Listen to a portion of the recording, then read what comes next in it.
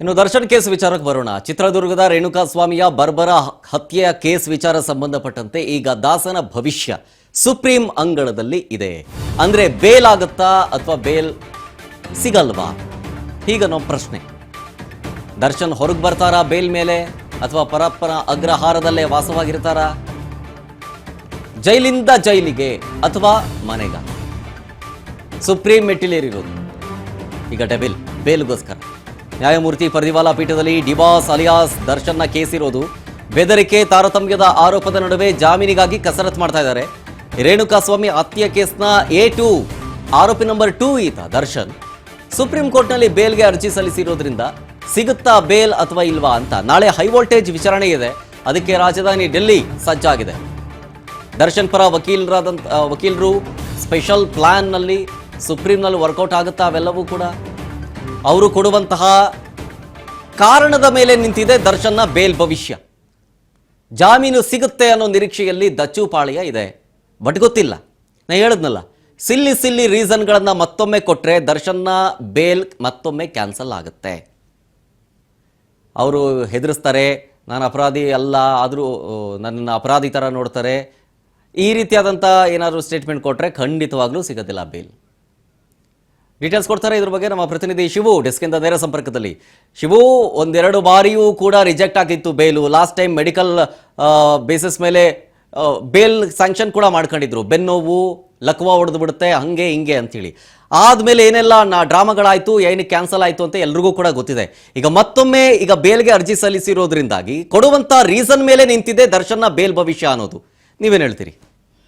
S ಶರತ್, ಈಗ supreme ಕೋರ್ಟ್ನಲ್ಲಿ ದರ್ಶನ್ನ bale ಭವಿಷ್ಯ ಇರುವಂಥದ್ದು. ಒಂದ್ಸಾರಿ ಈಗ ಸುಪ್ರೀಂ ಕೋರ್ಟ್ನಿಂದನೇ ಅವರ ಬೇಲನ್ನು ಕ್ಯಾನ್ಸಲ್ ಮಾಡಿ ನಂತರದಲ್ಲಿ ಪರಪ್ಪನಗರ ಜೈಲು ಸೇರಿ ಈಗ 10 ತಿಂಗಳಾಗಿದೆ.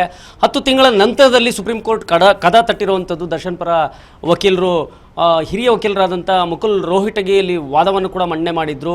ಈಗಾಗಲೇ ಸಾಕಷ್ಟು ಜೈಲು ವಾಸವನ್ನು ಅನುಭವಿಸಿದ್ದಾರೆ. ಈಗ 10 ತಿಂಗಳಿಂದ ಜೈಲಿನಲ್ಲಿದ್ದಾರೆ. ಇನ್ನು ಈ ಒಂದು ವಿಚಾರಣೆ ಏನಿದೆ, ವಿಚಾರಣೆ ಸದ್ಯಕ್ಕೆ ಮುಗಿಯುವ ರೀತಿಯಲ್ಲಿಲ್ಲ. ಈಗಾಗಲೇ 260ಕ್ಕೂ ಹೆಚ್ಚು ಸಾಕ್ಷಿಗಳೇನಿದ್ದಾವೆ, ಅದರಲ್ಲಿ 10-15 ಸಾಕ್ಷಿಗಳು ಮಾತ್ರ ಟ್ರಯಲ್ ಕೋರ್ಟ್ನಲ್ಲಿ ವಿಚಾರಣೆಗೆ ಒಳಪಟ್ಟಿದೆ.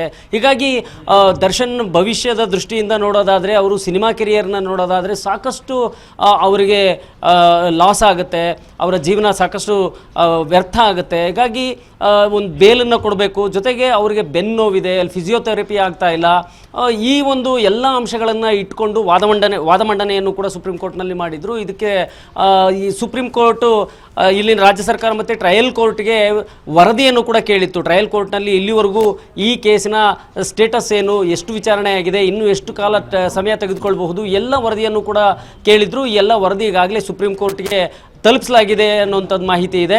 ಸೊ ನಾಳೆ ವಿಚಾರಣೆಗೆ ಅರ್ಜಿ ಮತ್ತೆ ನಾಳೆ ಬರೋದ್ರಿಂದಾಗಿ ನಾಳೆ ಬಹುತೇಕವಾಗಿ ಮತ್ತೊಂದು ಸುತ್ತಿನ ವಾದ ಮಂಡನೆ ಆಗಬಹುದು. ರಾಜ್ಯ ಸರ್ಕಾರದ ಪ್ರಾಸಿಕ್ಯೂಷನ್ ಪರವಾಗಿ ಆಕ್ಷೇಪಣಾ ವಾದವನ್ನು ಕೂಡ ಮಾಡುವಂಥ ಸಾಧ್ಯತೆ ಇದೆ. ಆಕ್ಷೇಪಣಾ ವಾದವನ್ನು ಮಂಡನೆ ಮಾಡಿದ ಮೇಲೆ ನಾಳೆನೇ ಬಹುಶಃ ರಿಪೋರ್ಟ್ ಎಲ್ಲವೂ ನೋಡಿದ ಮೇಲೆ ನಾಳೆನೇ ಬೇಲ್ ಭವಿಷ್ಯವನ್ನು ನಿರ್ಧಾರ ಮಾಡುವಂಥ ಸಾಧ್ಯತೆಗಳಿದೆ ಅಂತ ಹೇಳಲಾಗ್ತಾ ಇದೆ. ಯಾಕೆಂತ ಹೇಳಿದ್ರೆ ಅತಿ ಹೆಚ್ಚು ಸಮಯವನ್ನು ಸುಪ್ರೀಂ ಕೋರ್ಟ್ ತೆಗೆದುಕೊಳ್ಳೋದಿಲ್ಲ. ಈಗಾಗಲೇ ಜಾಮೀನು ದರ್ಶನ್ ಪರವಾಗಿ ಒಂದು ವಾದವನ್ನು ಮಂಡನೆ ಮಾಡಿದರೆ ಏನೆಲ್ಲ ಕಾರಣಗಳಿಗಾಗಿ ಅವರು ಜಾಮೀನು ಕೊಡಬೇಕು ಅನ್ನುವಂಥದ್ದನ್ನು, ಜೊತೆಗೆ ಆ ಹಿನ್ನೆಲೆಯಲ್ಲಿ ಸುಪ್ರೀಂ ಕೋರ್ಟ್ ರಾಜ್ಯ ಸರ್ಕಾರ ಮತ್ತು ಅವರಿಗೆ ಯಾವುದೇ ರೀತಿಯ ಸವಲತ್ತುಗಳು ಸಿಗ್ತಾ ಇಲ್ಲ, ಸುಪ್ರೀಂ ಕೋರ್ಟ್ನ ಒಂದು ನಿರ್ದೇಶನ 5 ಸ್ಟಾರ್ ಹೋಟೆಲ್ನ ಒಂದು ಸವಲತ್ತುಗಳನ್ನು ಕೊಡಬಾರ್ದು ಅನ್ನುವಂಥ ನಿರ್ದೇಶನ ಏನಿತ್ತು, ಆ ಒಂದು ಕಾರಣವನ್ನು ಇಟ್ಕೊಂಡು ಬೇಸಿಕ್ ಫೆಸಿಲಿಟೀಸನ್ನು ಕೂಡ ಕೊಡ್ತಾ ಇಲ್ಲ ಅನ್ನುವಂಥ ಒಂದು ಆರೋಪವನ್ನು ಮಾಡಿದರು. ಆ ಆರೋಪಕ್ಕೂ ಕೂಡ ಏನೆಲ್ಲ ಫೆಸಿಲಿಟೀಸ್ ಸಿಗ್ತಾ ಇದೆ ಅನ್ನುವಂಥದ್ದನ್ನು ಜೈಲಾಧಿಕಾರಿಗಳಿಗೂ ಕೇಳಿದರು, ಪೊಲೀಸರಿಗೂ ಕೇಳಿದರು. ಈಗ ಟ್ರಯಲ್ ಕೋರ್ಟ್ 57ನೇ CCH ನ್ಯಾಯಾಲಯಕ್ಕೂ ಕೂಡ ವರದಿಯನ್ನು ಕೇಳಿದ್ದಂಥದ್ದು. ಇವೆಲ್ಲವೂ ಕೂಡ ಈಗ ಸುಪ್ರೀಂ ಕೋರ್ಟ್ ತಲುಪಿದ್ದಾವೆ. ಸುಪ್ರೀಂ ಕೋರ್ಟ್ ನಾಳೆ ವಿಚಾರಣೆಯನ್ನು ಮಾಡುತ್ತೆ. ಯಾವ ಕಾರಣಕ್ಕೆ ಇವರಿಗೆ ಮತ್ತೆ ಬೇಲ್ ಕೊಡಬಾರ್ದು ಅನ್ನುವಂಥದ್ದನ್ನು ನಂತರ ವಾದ ಪ್ರತಿವಾದವನ್ನು ಕೂಡ ಆಲಿಸಿದ ನಂತರ ನಾಳೆ ಬೇಲ್ ಭವಿಷ್ಯ ಏನಾಗುತ್ತೆ ಅನ್ನುವಂಥದ್ದು ಸುಪ್ರೀಂ ಕೋರ್ಟೇ ತೀರ್ಮಾನ ಮಾಡುತ್ತೆ. ಬಹುತೇಕವಾಗಿ ನಾಳೆಯೇ ಸಿಗುವಂಥ ಸಾಧ್ಯತೆಗಳಿದ್ದಾವೆ.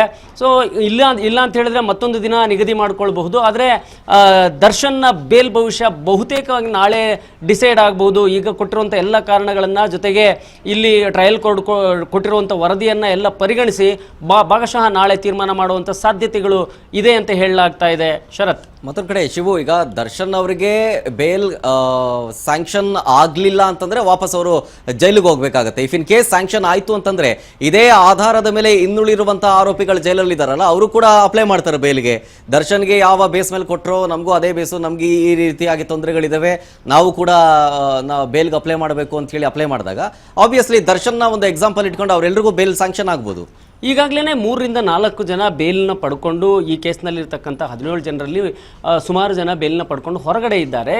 A1 A2 ಬಹಳ ಮುಖ್ಯವಾಗಿ A6ವರೆಗೂ ಕೂಡ ಬೇಲ್ನ ಯಾಕೆ ಕೊಡಬಾರ್ದು ಅನ್ನುವಂಥದ್ದನ್ನು CCH ನ್ಯಾಯಾಲಯದಲ್ಲಿ ಈಗಾಗಲೇ ಆರ್ಗ್ಯುಮೆಂಟನ್ನು ಮಾಡಿದಂಥದ್ದು ರಾಜ್ಯ ಸರ್ಕಾರದ ಪರವಾಗಿರತಕ್ಕಂಥ ವಕೀಲರುಗಳು. ಆನಂತರ ಈಗ ಬೇಲ್ ಇಸ್ ಮ್ಯಾಂಡೇಟ್ರಿ ಅಂತ ಏನಿದೆ, jail is exception, bale is mandatory ಅಂತ ಏನಿದೆ, ಆ ಒಂದು ಹಿನ್ನೆಲೆಯಲ್ಲಿ ಈಗ ಒಂದು ವಿಚಾರಣೆ ಪ್ರಾರಂಭ ಆಗಿದೆ. ವಿಚಾರಣೆ ಪ್ರಾರಂಭ ಆದಮೇಲೆ ಅದು ಆದಷ್ಟು ಬೇಗ ಮುಗಿದ್ರೆ ಆರೋಪಿಗಳನ್ನು ಜೈಲಿನಲ್ಲೇ ಜುಡಿಷಿಯಲ್ ಕಸ್ಟಡಿಯಲ್ಲೇ ಇಟ್ಕೊಂಡು ವಿಚಾರಣೆಯನ್ನು ಮಾಡಿ ಮುಗಿಸಿ ತೀರ್ಪು ಬರುವಂಗೆ ಮಾಡ್ಕೊಳ್ಳುವಂಥದ್ದು. ಯಾಕೆ ಅಂತ ಹೇಳಿದ್ರೆ ಇವ್ರನ್ನ ಹೊರಗಡೆ ಇಟ್ಟರೆ ಇವರು ಸಾಕ್ಷಿಗಳ ಮೇಲೆ ಪ್ರಭಾವ ಬೀರ್ತಾರೆ, ಈ ಕೇಸ್ನ ಮೇಲೆ ಪ್ರತಿಕೂಲವಾದಂಥ ಒಂದು ಪರಿಣಾಮ ಆಗುತ್ತೆ ಅನ್ನೋ ಕಾರಣವನ್ನು ಕೊಡ್ತಾರೆ. ಜೊತೆಗೆ ಇವರು ಎಷ್ಟು ಪ್ರಭಾವಿ ವ್ಯಕ್ತಿಗಳು ಅನ್ನೋಂಥದ್ದನ್ನು ಕೂಡ ಕೋರ್ಟ್ಗೆ ಮನವರಿಕೆ ಮಾಡಿಕೊಟ್ಟಿರ್ತಾರೆ. ಈಗ ವಿಚಾರಣೆ ಎಷ್ಟು ಲೇಟ್ ಆಗುತ್ತೆ, ಎಷ್ಟು ಬೇಗ ಆಗುತ್ತೆ ಅನ್ನೋದು ಆಧಾರದ ಮೇಲೆ ಆರೋಪಿಗಳನ್ನು ಜೈಲಿನಲ್ಲೇ ಇಡುವಂಥದ್ದು ಸರಿನಾ ಅಥವಾ ಹೊರಗಡೆ ಅವ್ರನ್ನ ಕಂಡೀಷನಲ್ ಬೇಲ್ ಕೊಡಬಹುದು ಅನ್ನೋಂಥದ್ದು ಕೋರ್ಟ್ ನಿರ್ಧಾರ ಮಾಡುತ್ತೆ. ಆಗೊಂದು ವೇಳೆ ನೀವು ಹೇಳಿದ ಹಾಗೆ ದರ್ಶನ್ಗೆ ಏನಾದರೂ ಬೇಲ್ ಸಿಕ್ಕಿದ್ರೆ A1 ಪವಿತ್ರ ಗೌಡ ಕೂಡ ಬೇಲ್ಗೆ ಹಾಕ್ಕೊಳ್ಬಹುದು. ಅನಂತರದಲ್ಲಿ ಅವರ ಹಿಂದೆ ಇರ್ತಕ್ಕಂಥ ಅಷ್ಟು ಜನರು ಕೂಡ ಇದೇ ಒಂದು ಬೇಸಿಸ್ ಮೇಲೆ ಬೇಲ್ಗೆ ಹಾಕ್ಕೊಳ್ಬೋದು.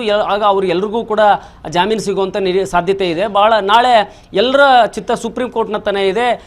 ದರ್ಶನ್ಗೆ ಬೇಲ್ ಸಿಗುತ್ತಾ ಅಥವಾ ಕ್ಯಾನ್ಸಲ್ ಆಗುತ್ತಾ ಅಥವಾ ಮುಂದೂಡಲ್ಪಡುತ್ತಾ ಅನ್ನುವಂಥದ್ದು. Sharath. Okay, thank you Shivu ಡೀಟೇಲ್ಸ್ಗಾಗಿ.